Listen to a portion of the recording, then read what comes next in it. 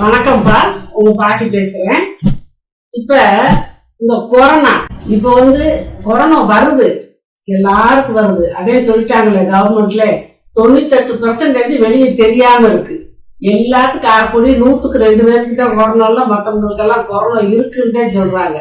இருந்துட்டு ஒருத்தருக்கு பரவிக்கிட்டே இருக்கு. ஆனா நம்மளால அது ஒண்ணும் செய்யாது.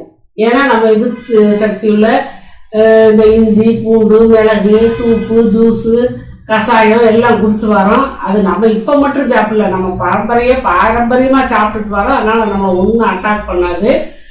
அப்படி இறக்குறாங்க அப்படின்னா இப்ப என்ன, இன்னைக்கு பார்த்தா 100க்கு 0.8 தான். 100 பேர் இருந்தா 0.8 பேர் சாராங்க. அந்த 8 பேர் யாருன்னா வயசானவங்க, சக்கரை நோய்க்காரவங்க, இருதய நோய்க்காரவங்க, சிறுநீரக நோய்க்காரவங்க, இப்படியாப்பட்டவங்க தான்ப்பா சாகுறாங்க, வயசானவங்க. ஏன்னா அவங்களுக்கு எதிர்ப்பு சக்தி இருக்காது.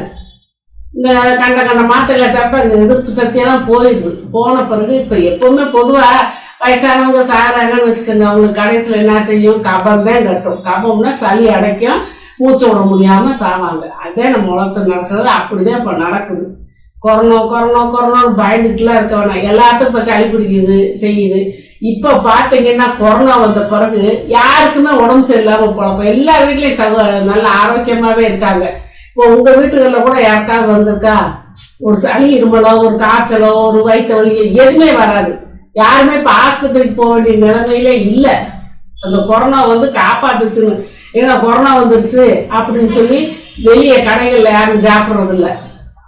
ஹோட்டல் சாப்பாட்டை நிப்பாட்டிட்டாங்க. கண்டடியும் சாப்பிட்றதில்ல. எதிர்ப்பு சக்தி உள்ளது பொருள்கள்லாம் சாப்பிட்றாங்க. ரெண்டாவது வீட்டில் நேரத்துக்கு கரெக்டான உணவுன்னு சமைச்சு சாப்பிட்றோம். அதனால நம்மளுக்கு நோயே வரதில்லப்பா. கொரோனா வந்ததுனால இது ஒரு நன்மையே நம்ம நினைச்சுக்கிடுவோம். எல்லார் வீட்லயும் இப்ப ஆஸ்பத்திரியில யாரும் போறது இல்லையே. கொரோனா வந்தாதான் ஆஸ்பத்திரிக்கு போறாங்க, மற்றபடி யாருமே ஆஸ்பத்திரிக்கு போறதில்ல. எல்லாம் ஆரோக்கியமாவே இருக்காங்கப்பா. கொரோனா செஞ்ச நன்மை நம்மளுக்கு. அதனால கொரோனா பத்தி நம்ம பயப்பட வேண்டியதில்லை. என்ன சளி இருமல் மாதிரியே வருது. ஏன்னா மற்றவங்களுக்கு அது வைரஸா இருக்கலாம், நம்மளுக்கு ஈஸியான சளி இருமல். ஏன்னா நம்மகிட்ட எதிர்ப்பு சக்தி பாரம்பரியமா இருக்குது. அதனால நம்ம பயப்பட வேண்டியதில்லை. இருந்தாலும் நம்ம இந்த அரசாங்கத்துல சொன்ன மாதிரி வெளியே போனா மற்றவங்கிட்ட நம்மளுக்கு இல்லாம இருக்கலாம். நம்ம போய் டெஸ்ட் பண்ணலாம், அதெல்லாம் தேவையில்லை. நம்ம நல்லா அந்த வெளியே போறவங்க அந்த வாயில துணியை கட்டிட்டு போங்க, வந்து கை காலை கழுவுங்க, எப்படி சொல்றாங்களோ அந்த மாதிரி இருங்க. ஆனா வீட்டுல அந்த எதிர்ப்பு சக்தி உள்ள கஷாயம், அந்த நிலவேம்பு கஷாயம், கபசுர குடிநீர், இதுகளெல்லாம் ஒரு 3 நாளைக்கு மாற்றி ஏதாவது குடிச்சுக்கிட்டுங்க. நம்ம கிட்ட அண்டவே அண்டாதுப்பா.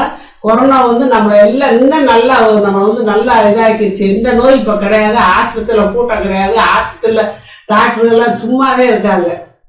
ஏன்னா அவங்க எதிர்ப்பு சக்தியிலே வளர்த்துக்கிட்டாங்களே. வெளி சாப்பாடு கிடையாது, ஒன்றும் கிடையாது. இப்ப நல்லா ஆயிட்டாங்க. இப்போ பழையபடி திறந்து விடுறோங்கிறாங்க. இருந்தாலும் நம்மளை பாதிக்காது. பார்த்து சாப்பிட்டுக்கோங்க. வீட்டில் ஆக்கினதை சாப்பிட்டுக்கோங்க. நல்ல சாப்பாடை சாப்பிடுங்க. எலுமிச்சம்பழத்துல நல்லா கஷாயம் சொல்லி கொடுத்துருக்கேன். எல்லாமே நான் பாட்டி போட்டிருக்க கஷாயங்கள்லாம் பூரா சேர்த்துக்கோங்கப்பா. முருங்கைக்கீரை கண்டிப்பா சேர்த்துக்கோங்க.